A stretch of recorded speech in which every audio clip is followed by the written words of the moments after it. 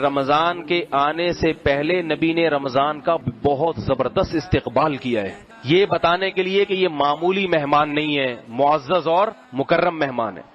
استقبال کیا ہے، کیسے؟ ہم استقبال کر لیں گے رمضان مبارک کے میسج چلا کے، ممکن ہے تھوڑے دنوں کے بعد ہم بھی جھنڈیاں وڑیاں لگانا شروع کر دیں، رمضان آ رہا ہے اور تمبو ومبو لائٹیں وائٹیں وغیرہ وغیرہ، لیکن نبی کا یہ استقبال نہیں تھا۔ نبی رمضان کا استقبال کیسے کرتے تھے؟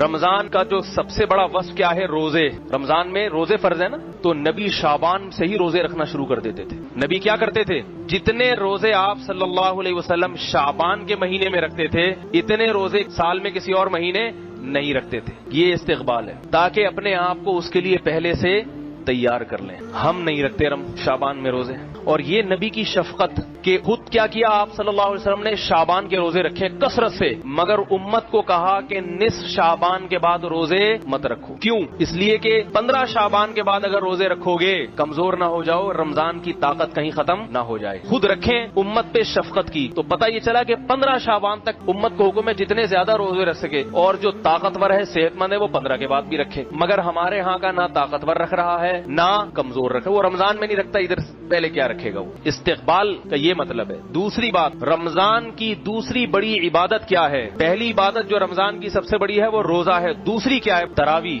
تراویح میں قرآن کی تلاوت ہوتی ہے، تو رمضان کے آنے سے پہلے شعبان کے مہینے میں ہی تہجد کا اہتمام شروع کر دیا جائے اور تلاوت کی کثرت شروع کر دی جائے۔ سمجھ میں آ رہی ہے بات؟ تیسری بات، رمضان کا مہینہ اللہ نے ہم پہ فرض اس لیے کیا تاکہ ہم سے گناہ چھوٹ جائیں، تاکہ ہم سے گناہ چھوٹ جائیں، تو شعبان میں ہی گناہوں سے اجتناب کرنا شروع کر دیا جائے، تاکہ رمضان تک پہنچتے پہنچتے سارے گناہ چھوٹ جائیں۔ جو جس برائی میں مبتلا ہے شعبان ہی سے اس برائی کو چھوڑنے کی کوشش شروع کر دے۔ سمجھ میں آ رہی ہے بات؟ یہ 3 کام کرنے کس مہینے میں؟ بولو بھائی، شعبان۔ ایک، روزے رکھنے نفلی۔ نمبر 2، رات کو تہجد کی تھوڑی سی ہمت کرنی ہے، اور نمبر 3، گناہوں سے بچنے کی۔ گناہ کسے کہتے ہیں؟ بد نظری ہے۔ آج کل انٹرنیٹ پر بہت بےہودہ چیزیں دیکھی جا رہی ہیں، جوان آدمی اپنے آپ کو ان چیزوں سے بچانے کی کوشش کرے۔ ماں باپ کی نافرمانی بہت ہو رہی ہے گھروں میں، باپ کا احترام ہی نکل گیا ہے۔ ماں کا تو پھر بھی تھوڑا سا کر لیتے ہیں، کیونکہ ماں جو ہے نا آگے سے وہ بیچاری کمزور ہوتی ہے، ڈرتی ہے اولاد کے سامنے۔ باپ چونکہ جواب دیتا ہے تو پھر یہ آگے سے ڈبل بھر کے اس کو جواب دیتے ہیں، اس لیے باپ کا احترام ذرا مشکل ہوتا ہے، کیونکہ باپ سنا دیتا ہے کھری کھری، تو آپ میں برداشت ہے نہیں، آپ اس سے زیادہ کھری کھری سنا دیں گے اس تو ابھی سے کنٹرول کریں۔